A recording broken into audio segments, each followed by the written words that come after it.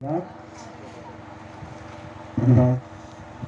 पिता परमेश्वर की स्तुति हो कि जिन पिता परमेश्वर ने हम सभी को अपनी उस बड़ी दया और महिमा के लिए बुलाया और वो पिता हमें अनंत जीवन दे चुके।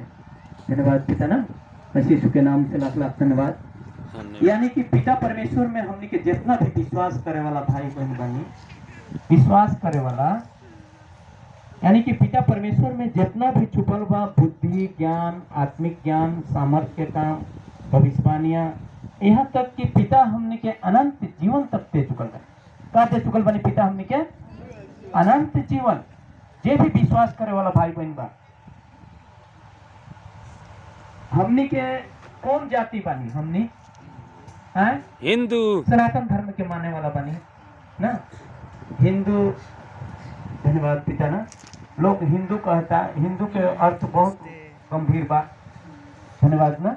हमने के सनातन धर्म के मानने वाला बनी, हमने के मतलब कि वेद शास्त्र के हिसाब से बता रहा बा हमने के ग्रंथ कि हमने के 33 कोटि यानी कि 33 करोड़ देवी दुर्गा के पूजा करे वाला बनी। कितना? 33 करोड़। धन्यवाद ना। लेकिन देखिए ये 33 करोड़ देवी दुर्गा के बाद परमेश्वर के वचन ये देवी दुर्गा का अवहेलना नहीं के कही।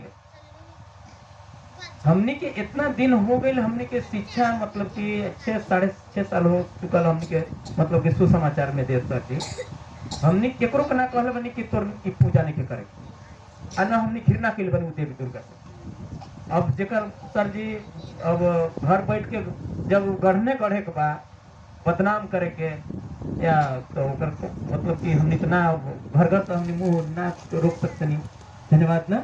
देखिए ये परमेश्वर के वचन जे बा ना, परमेश्वर के बारे में जे बा ये बहुत गुप्त रखल गइल बा, हमने से छुपावल गइल बा। ये सब ये चीज हमने से वचन बता रहल बा कि समयों और पीढ़ियों से गुप्त रहा, लेकिन आज इस अंतिम युग में हमारे लिए प्रकट किया गया। प्रभु यीशु मसीह 2000 वर्ष पहले आए बनी संसार में मनुष्य रूप में। कितना? 2000 वर्ष पहले। लेकिन अब इस अंतिम युग में हमारे लिए प्रकट किया गया। लोग धन्यवाद ना। देखिए ये हमने के कभी कोई दूसरा जाति ना हो सकता नहीं। ये बहुत बड़ा भेद के बात बा सर जी। आज हम बता रहा बानी, आज जोन भी मतलब बहुत लोग हमने यहाँ पहुंचता कि हम विश्वासी है हम ना है, लेकिन लोग हमने के का कहता कि ये लोग हमने के यीशु के नाम लेते नहीं तो उन लोग कहता कि दूसरा जाति हो गई। हमने कभी दूसरा जाति ना हो सकता, कभी ना हो सकते नहीं हमने के। अभी हम वचन से बताएंगे उन लोग के कभी हमने ये परमेश्वर के बारे में जो बहुत बड़ा भेद के बात बा। इतना दिन से क्रिश्चियन ना घूमत रहेगा, हमने जब से जन्म हुई तब से क्रिश्चियन बा सर जी। बहुत पहले से क्रिश्चियन घूमत रहे का केकरो को उद्धार करके गए नहीं। हमने तो हे देने आइली है सर जी कुली इतना विद्वान बा, इतना पढ़ल लिखल बा। उदयपान सर जी के चाहे है सब सर जी कुली जाके देखी तो कौन भाषा में उन लोग को लगे शास्त्र नहीं के बाइबल कौन भाषा में नहीं, हिंदी इंग्लिश संस्कृत कौन अरबी भाषा कौन भाषा कौन का नहीं उन लोग की जानकारी एक एक शब्द से अर्थ बताती। लेकिन वो केकरो के आज इतना दिन हो गए लोग के क्रिश्चियनिटी में और के जीवन बिताओ सर जी को सचमुच जात हो गई बा। क्रिश्चियन तो एगो धर्म बन के रह गई बा सर। क्रिश्चियन जो बा एगो धर्म बन के रह गई बा। आज केकरो को उद्धार कई वो लोग के द्वारा उद्धार भाई हमने कभी ना दूसरा जाति हो सकते नहीं। ये परमेश्वर के काम बा, परमेश्वर के बारे में बा हमने से बहुत गुप्त रखल गइल बा, छुपाव गइल बा। ये चीज के निकाली तो थी कलसी 1:26। धन्यवाद ना। ये समय और पीढ़ियों से ये देखिए ये परमेश्वर के बारे में बा बहुत 40 वर्ष बहुत बड़ा शास्त्र के बहुत बड़ा वेद शास्त्र के अध्ययन करे वाला सर जी से गुप्त रखल गइल बा। प्रभु यीशु मसीह के हमनी ऐसे अच्छा आदमी काहे जान से मार देला, काहे खत्म कर देला जानते नहीं। कि प्रभु जो काम करके देखौलन उन लोग से ना भइल सर जी। बड़ा बड़ा शास्त्र ज्ञानी विद्वान पंडित लोग से ना भइल, हमनी से ये अच्छा अच्छा शास्त्र के वेद के जाने वाला लोग मरवा दिल। का है प्रभु यीशु मसीह का देखौलन कि अनेकों बीमार के चंगा कैलन सर जी, लंगड़ा के चलौलन, गुंगा के चलौलन, कुष्ठ रोग के शुद्ध कैलन, यहाँ तक कि मरे हुए के जीवित कैलन। यही लोग से ना भइल का। ये अंधा के नगरी में अगर कोई आंख वाला जाए ना सर जी तो सब ओकरा में पीछे पड़ जाए।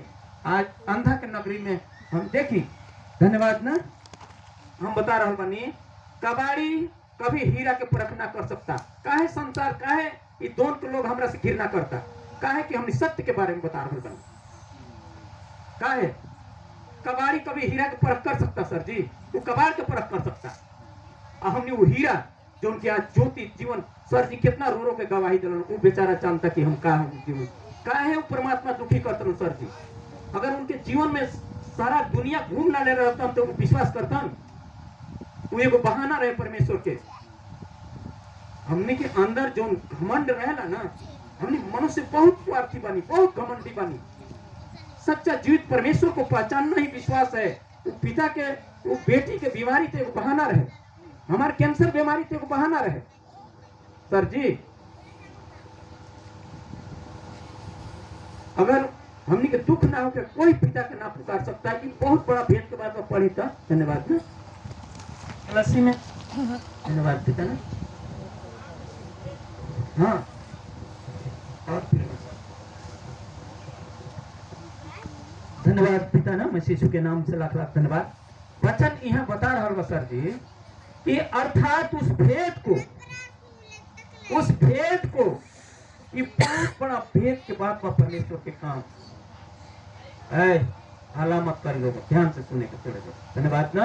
अर्थात उस भेद को जो समय और पीढ़ियों से गुप्त रहा करती का क्रिश्चियन आज जाके कहता हम वो है विश्वासी सर जी, जगह जगह सत्संग में जाके शिक्षा देता। बताएं हमने कोनो क्रिश्चियन के आज कोनो क्रिश्चियन से संपर्क नहीं के न कोनो चर्च में गई बनी तो लोग हमने के कुछ करे के छोड़ लगा, कोनो कर्म का बाकी बा। हमने के थाना में 1 महीना में 4 बेर हम गई बनी, का गलती कैले बनी केकरो। धन्यवाद ना। लेकिन आज हमने के देखी यहाँ वचन का बता रहा बा, अर्थात उस भेद को जो समय और पीढ़ियों से गुप्त रहा परंतु अब उसके उन पवित्र लोगों पर प्रकट हुआ। किन पर? का सिंगड़ावा गांव में इतने लोग बा, कई गांव के न जमा होके इतना फिर बनी। शेरवा आयल बा, सेमरानी आयल बा, यहाँ गोबरहिया के हमार जन आयल बा, नौरंगिया आयल बा, तब न हमने इतना फिर बनी। यहाँ परमेश्वर देखी लोग कहता मत जो दूसरा जात बना दी, कभी हमने दूसरा जाति ना हो सकता नहीं, कभी ना हो सकता नहीं सर जी। धन्यवाद ना। यहाँ वचन का अर्थात उस भेद को जो समय और पीढ़ियों से गुप्त रहा परंतु अब उसके उन पवित्र लोगों पर प्रकट हुआ है। किन पर? उन पवित्र लोगों पर। परमेश्वर पवित्र लोग पर प्रकट कैलनी। परमेश्वर पिता का जो सृष्टि से पहले हमने के चुन ले बनन, लेकिन आज हमने जब सृष्टि भइल जन्म भइल हमने अपन काम धंधा में भुला गई। पिता इंतजार करते रहन, रो रहल बड़न पिता हमने खातिर, ठीक ना, कि अब हमार बेटी अब हमार बेटा हमरा पुकारी। हमने का चीज के हमने बना ले बनी। बाजार में हमने जाते नहीं 20 रुपया 50 रुपया 100 रुपया के कैलेंडर ले आओ तनी, वो जानते नहीं कि कौन हीरो कौन हीरोइन के फोटो है। अब ओकरा के हमारी हमार देवी वो हमार दुर्गा वो हमार भगवान करके पूज रहे बनी। नदी नाला में घूमे जाते नहीं, बढ़िया पत्थर मिलल ले चलियो शंकर भगवान से बा, ये ना हमने के देवी। हमने के घर में हमने के सब परिवार आयल बा, भौजाई भाई परिवार हमार सब कोई आयल बा। पूछी ना हमने घर में माटी के पीढ़ा बनल रहे देवता बना के। धन्यवाद ना। ये जौन भी वचन बा रोमी 10:21 में परमेश्वर के वचन बता रहा बा। अभी वचन ये बा, हम एग्जाम्पल खातिर बता रहा बनी कि वो परमात्मा उस सारा संसार के सृष्टि करता परमेश्वर हमने के तरफ हाथ फैला फैला के पुकार रहा रो रहा पिता। आज हमने के अपन जिंदगी के सारा पूंजी दांव पर लगा के अपन बाल बच्चा के पाल पोस के तैयार कर देनी। अब बाल बच्चा के पाले पोसे के समय होता हमने के त्याग देता, हम माता पिता ना रोता। वही प्रकार से वो परमात्मा, धन्यवाद ना, तो कौन पिता कि जब तुम अपने माँ के गर्भ में थे किसने तुम्हारे अंदर वो सांस डाला? मैं ही वो परमेश्वर हूँ। किसने तुम्हारे अंदर वो प्राण डाला? मैं ही वो परमेश्वर हूँ। आज तो होने के बड़ा हो गया, तो ये हमारे देवी, वो हमारे दुर्गा, वो हमारे भगवान।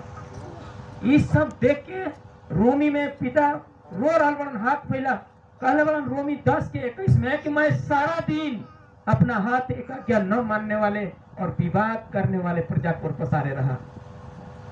सारा दिन परमात्मा हमने तरफ आंख लगा के देख रहा, कब हमार बेटी, अब हमार बेटा हमरा पुकारी। हमने का बनाने लगा?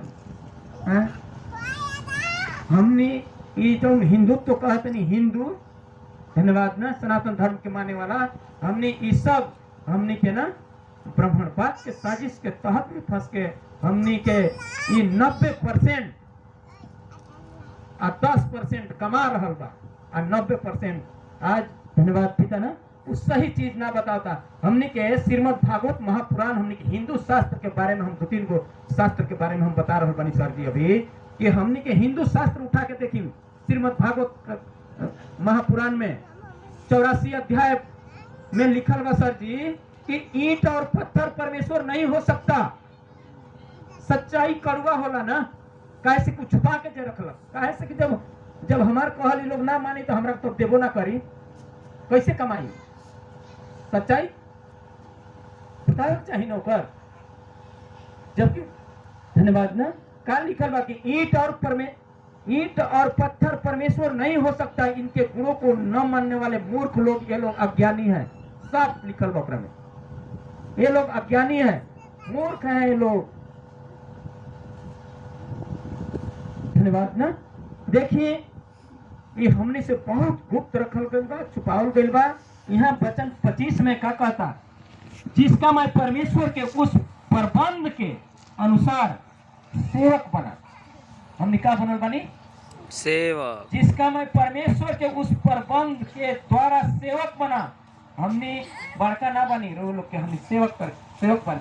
रो दुख तकलीफ में हमने हर समय हमने के साथ में रहे पड़ो, रो लोग के साथ रहे पड़ो, प्रार्थना में हर जगह पिता सेवक बना के भेजल। हम तो बहुत बड़ा बन गई, हाँ बहुत बड़ा बनी हम तो सर जी हो गई। धन्यवाद ना। कहा है हमारा तो बुलाहट है नहीं कि हम कैसे चल जाए सब। धन्यवाद पिता ना। यहाँ का वचन बता रहा बा कि जिसका मैं परमेश्वर के उस प्रबंध के अनुसार सेवक बना जो तुम्हारे लिए मुझे सौंपा गया। पिता सौंपले बड़ा हमने के रोहन लोग खातिर कि हर समय हमारे बाल बच्चा के रखवाली करे पड़ते, सेवक बना के भेजले बड़ा सर। ये ना कि हम ठीक हो गए नहीं, बस कोई दरवाजा में खटखटा के चल गए रहे अब के सुतल बनी अभी। बहुत बड़ा पाप हमने के खातिर। धन्यवाद ना। सेवक बना जो तुम्हारे लिए मुझे सौंपा गया ताकि मैं परमेश्वर के वचन को पूरा प्रचार कर सकूं। तभी हमने, जब हमने हर एक बाल बच्चा, हर एक व्यक्ति के अगर देखभाल ना कर सकनी, होकर दुख में साथ ना दे सकनी, जब हम साथ दे रहे बनी हर एक व्यक्ति के, तभी हम पूरा प्रचार कर सकते हैं।